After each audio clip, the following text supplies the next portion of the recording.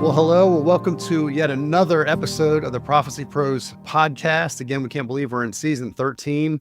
And we couldn't let this season go by without having one of our very best friends and ministry partners and mentors, so to speak, in this space join us. And that's Jan Markell. Jan is the founder of Olive Tree Ministries, and she's the host of Understanding the Times. It's a weekly radio show heard on over 1,000 radio stations across the world. You talk about reach and impact and platform. That is amazing, especially when you consider the topic that we're talking about. You can find out more about her. Just go to olivetreeviews.org. Be sure to write that down and check it out. If by chance you're one of the few people who has not heard of her and her ministry, write that down. And one quick thing before we bring Jan in and welcome her is we want to make sure we thank Harvest House Publishers for sponsoring this and helping with the post-production and making sure that we get this amazing message out there to people. So Jan, welcome once again to the Prophecy Pros podcast. Well, thank you, gentlemen, for having me. I'm honored to be here. Awesome. Well, Jeff, it's been a while since we had Jan on, and just as the Lord would have it, when we're recording this and when it releases is going to coincide with when a very impactful summer newsletter that Jan is putting out is going to release. And there's an article in there that we got lucky to get an early look at that really gives a snapshot of kind of a wake-up call for where we are in 2024. And brother, we're only 6 months in.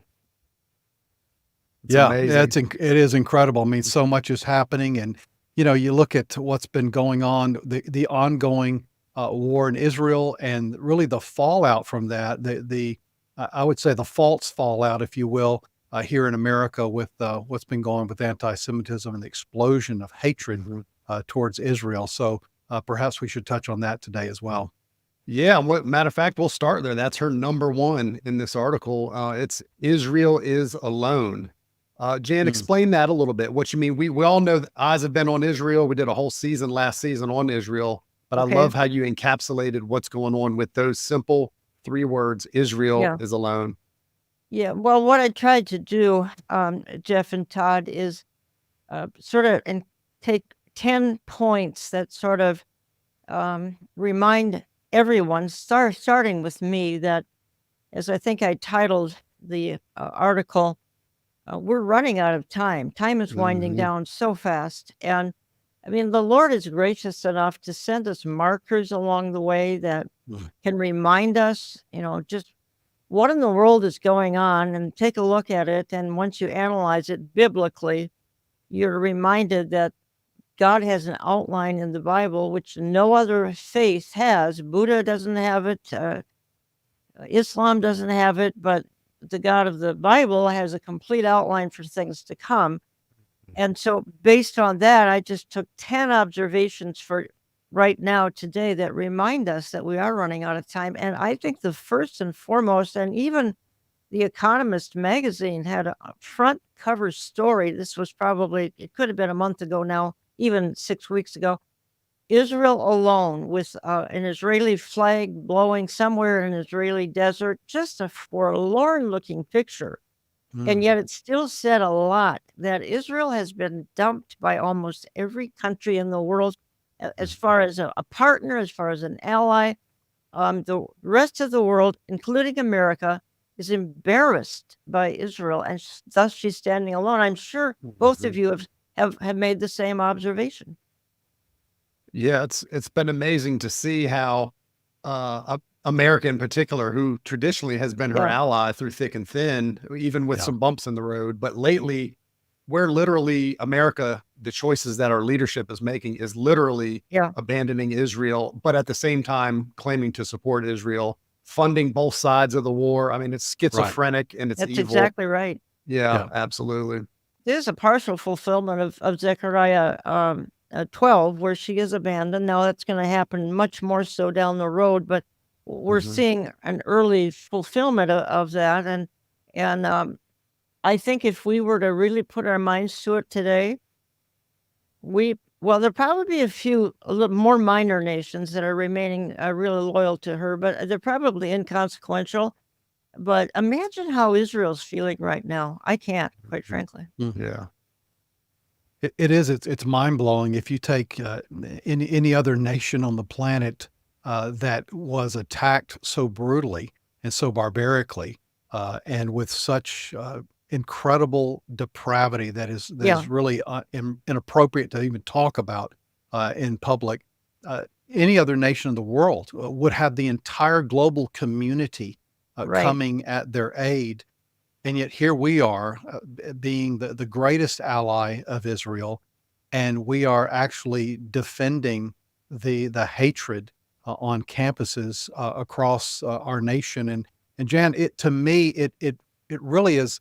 It almost like it feels like you're waking up in an alternate reality at times, where you're going, is this really happening? Are we Mhm. really promoting this? Are we defending this? Or are we in our administration? Are we allowing this to take place and then making threats against Israel to not help her in her defense against herself? And then the International Criminal Court calling for Yep, Netanyahu to Mhm. exactly. be prosecuted for war crimes.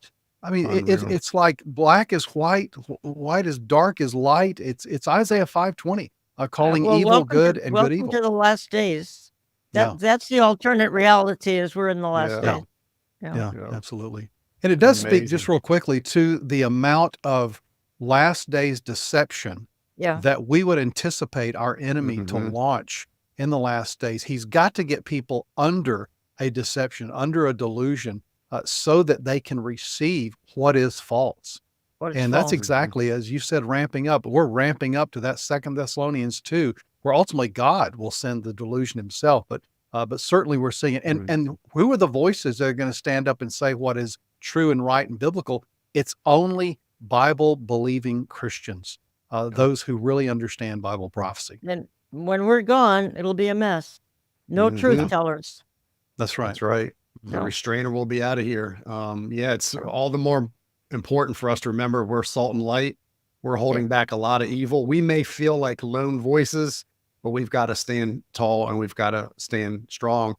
Jan, one thing I notice as I look over this list is really honestly, and hopefully we'll have time to at least mention all 10 of them, if Sure. not a few of them, but all of them, there's a few of them that were mildly in play 10 or 20 years ago, Mm, but many of these are new things and definitely on a new level. For example, one of them, number 4 that you have here is you titled it, "The World is Yeah. Leaderless." The world is mhm, leaderless. Talk about that for a moment, if you would. Well, I think the world is used to America being the powerhouse, the primary leader of the whole globe. And obviously, because of a certain election, that America fell off the chart. I mean, right now we're inconsequential, and the world knows it.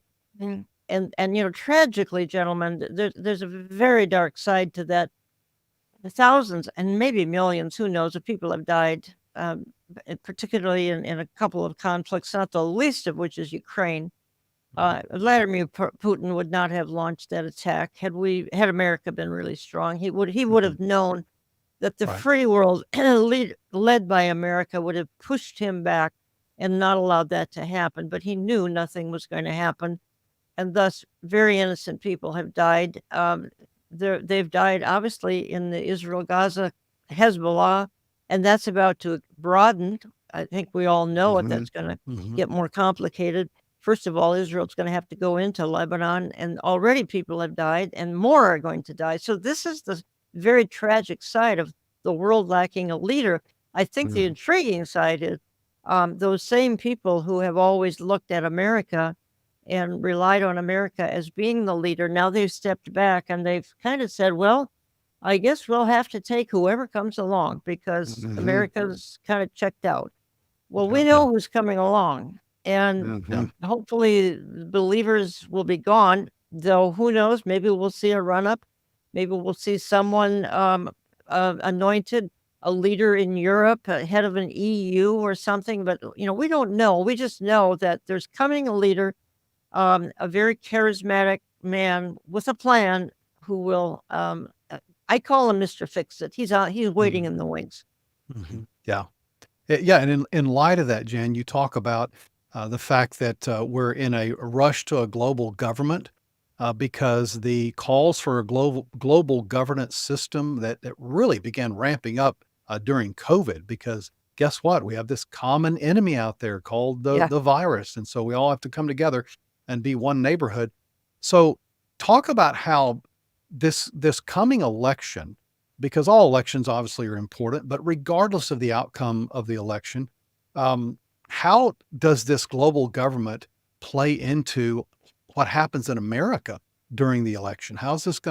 Is there going to be impedance possibly? Is there going to be an obstacle in the way if somebody wins? And if someone doesn't win, is there going to be more of a free flow and an acceptance of this coming global government?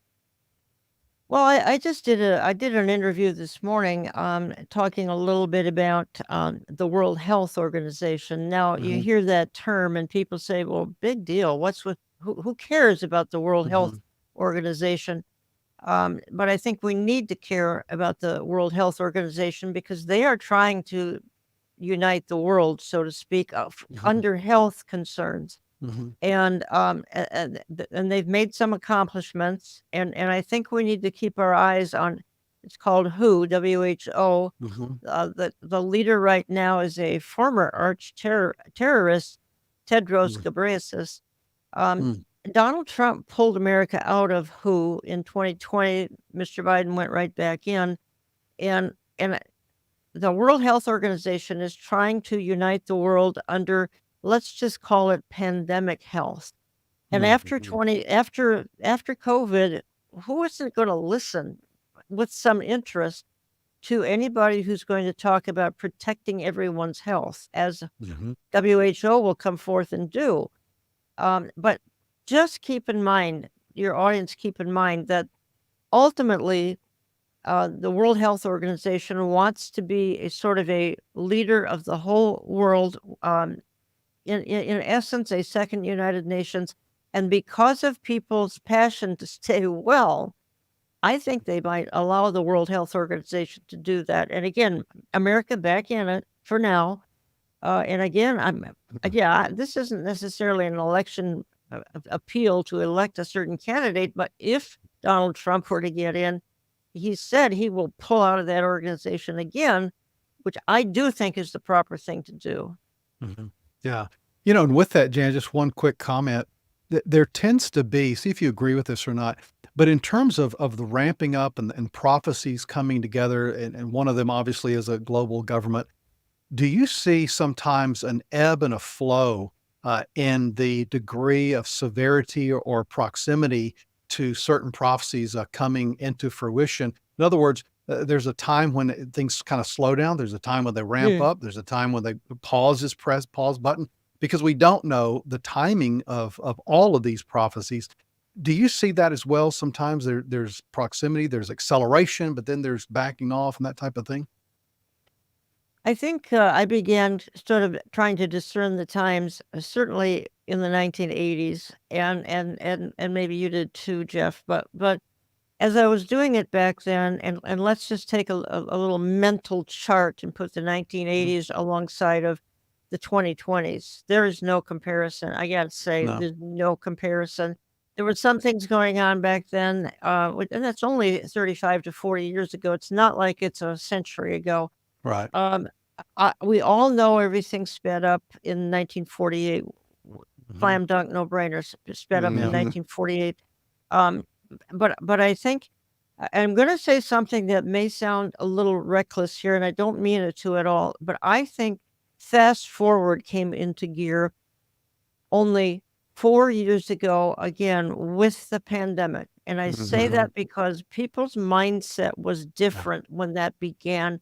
They began to be fearful. They began to look to government to protect them. The mentality was Washington will protect me, or London will protect me. As it concerns health concerns again, but more specifically, the COVID pandemic, people were genuinely scared. And I'm not sure if they were all that scared 40 years ago and 30 years ago and 20 years ago. But when it comes to their loved ones dying, which happened for several years, still it's happening, but not at the rate it was 4 years ago, they started to listen, and I believe they started to look to government, and they began to trust government, whoever thought intelligent people would trust government? Well, it was a brilliant plan and it worked. Yeah. And Peace then you and couple safety. that, peace and safety, constant Peace and cries for safety. that. And then you couple that with the fact that every notable survey or set of statistics keeps showing that as the younger generations are Yeah. less and less biblically literate. They have a shakier worldview, or less and less of a biblical worldview. So it's that again is setting the stage for it. In other words, Yeah. the enemy sees that it's his moment could be soon. So it's almost like he's tipping his hand a little bit and he's rushing forward and he's accelerating these evil things. And Absolutely. I think the key here is acceleration. And I'm sure that's what you gentlemen note as well. Everything is on overdrive. Everything is in a hurry now. We don't take our time for anything. And I think that the question that we need to ask is, there coming another health crisis, call it a pandemic, whatever you want to call it, bird flu, disease X, something that nobody's thought of yet, something that's being cooked up in a lab. Is that on the horizon to kind of cement the deal that we are going to look to government for everything, but starting with our safety? Why would they let the pendulum stop now? Right. I don't think so. That's key. That's key because you think about, we know that the rapture will be the ultimate crisis. Yeah, exactly. That will create the void, that will create the need for peace and for safety in the end. So it makes perfect sense that there has to be crises leading up to that to set the hook in, if you will, to society, to the global community. And, as we saw with the pandemic, Jan and Todd, we saw a crisis which led to chaos, which led to fear. Obviously, there was the chaos of, people are going to be stacked 10 deep in the streets and that kind of thing. Which led to a calm, which government came in and said, oh, no, just shelter at home, wear a mask, do all these things. And oh, by the way, and here's some stimulus money to keep you happy in the meantime. And then from that came compliance. And people, I guess we got to be, this is the new normal, they said. And so you've got the crisis, the chaos rather, the calm, the compliance, and ultimately the goal is control.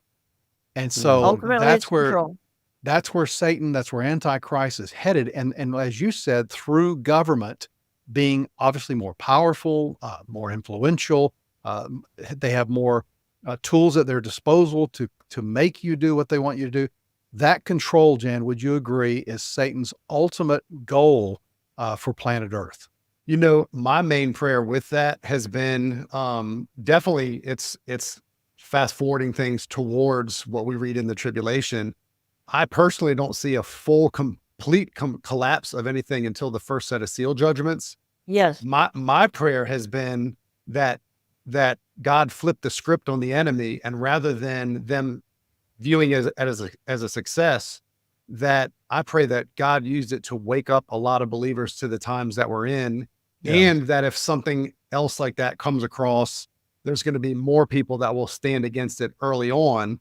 I think we'll catch more flack. I think we'll catch more persecution. I think persecution's on the horizon if things keep heading in this direction. But hopefully one thing that did was wake people up to the deception that is out there from the highest levels of world governments on down.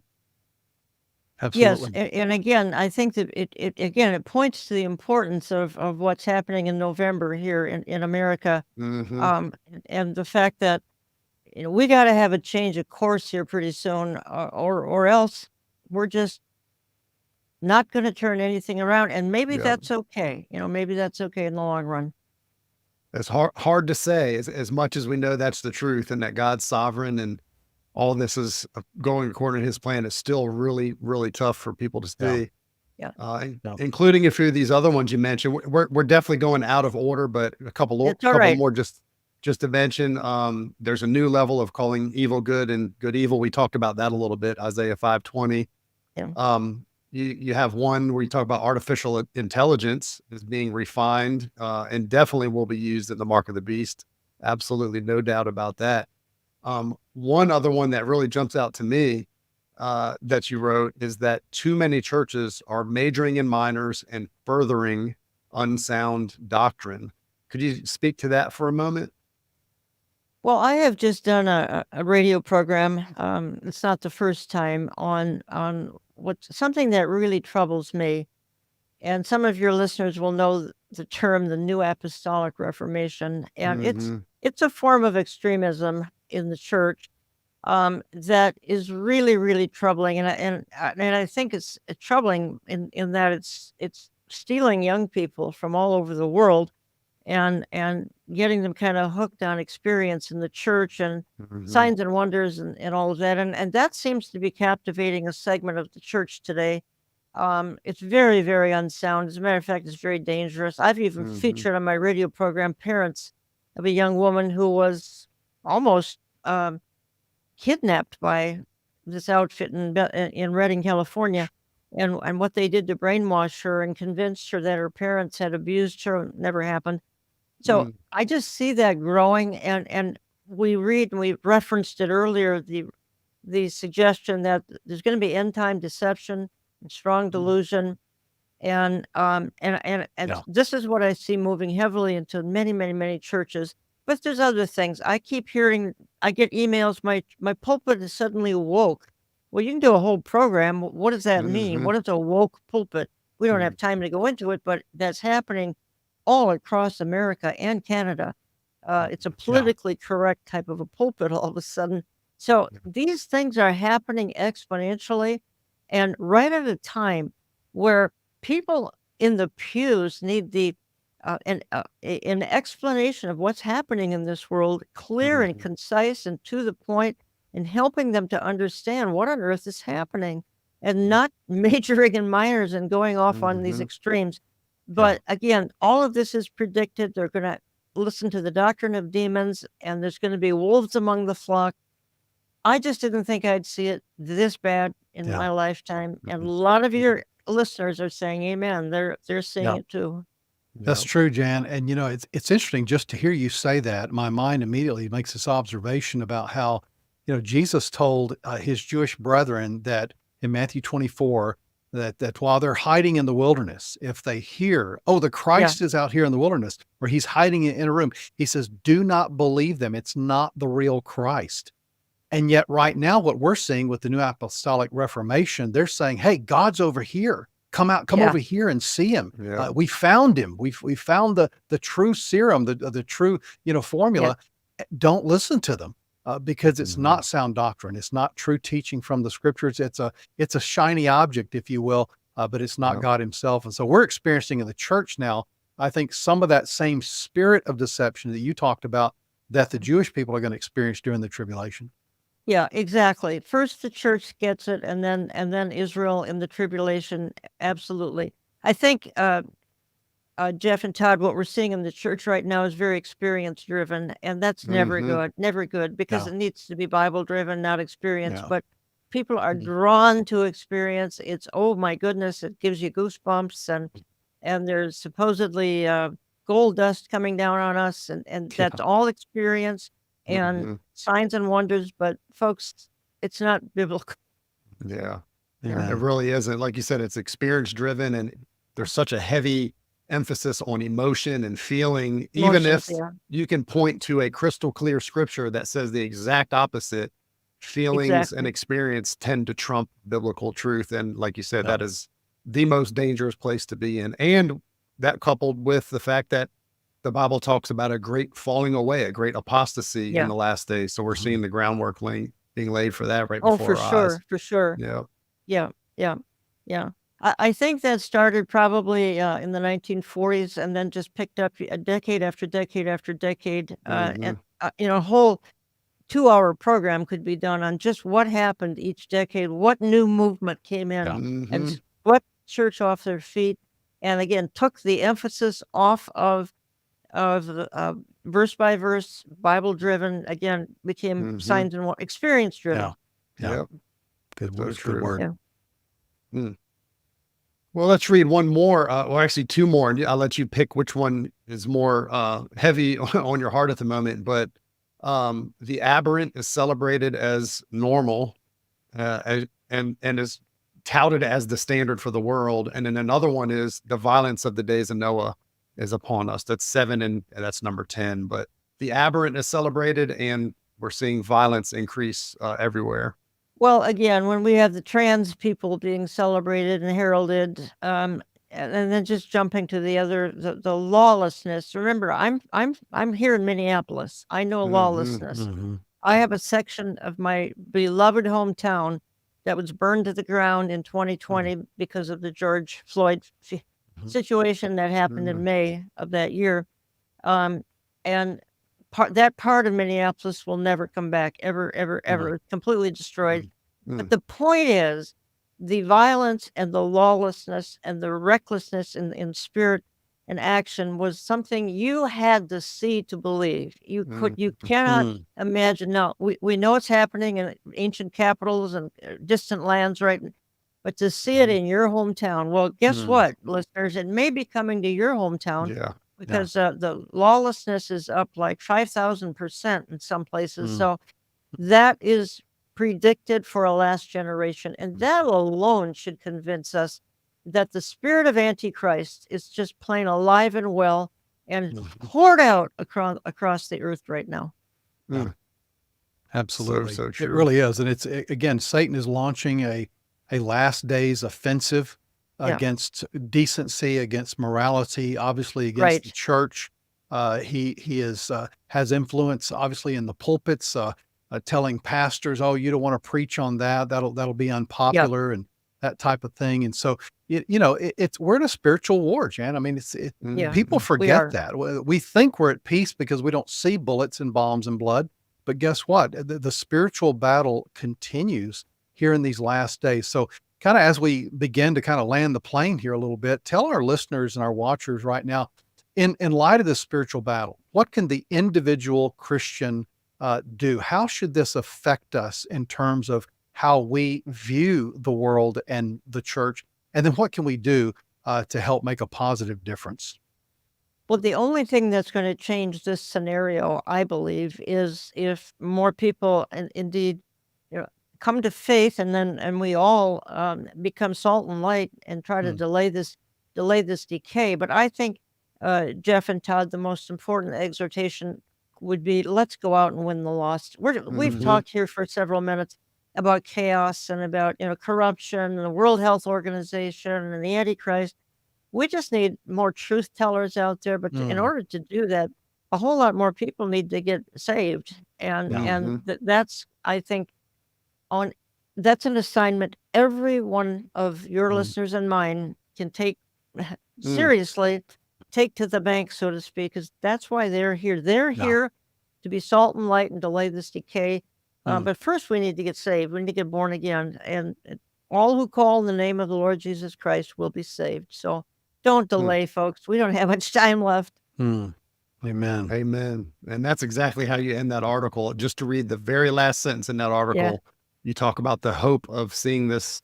The good side is that it means the Lord's return is on the near horizon and that we have a job to do. And your last sentence, you said, that is why sharing the gospel should be the first order of business when it comes to being about our Father's business. Couldn't say it better. What a great way to end that article. Thank you so much, Jan. Thank you. Thanks for having me. And as always, we want to thank Harvest House Publishers. As I mentioned, be sure to go to harvestprophecyhq.com for a bunch of great resources, including books from Jeff and myself, and soon to come, a couple of books from Jan. She's a longtime partner with them as well. And we just thank you for tuning in, and we'll see you next time on the Prophecy Pros podcast.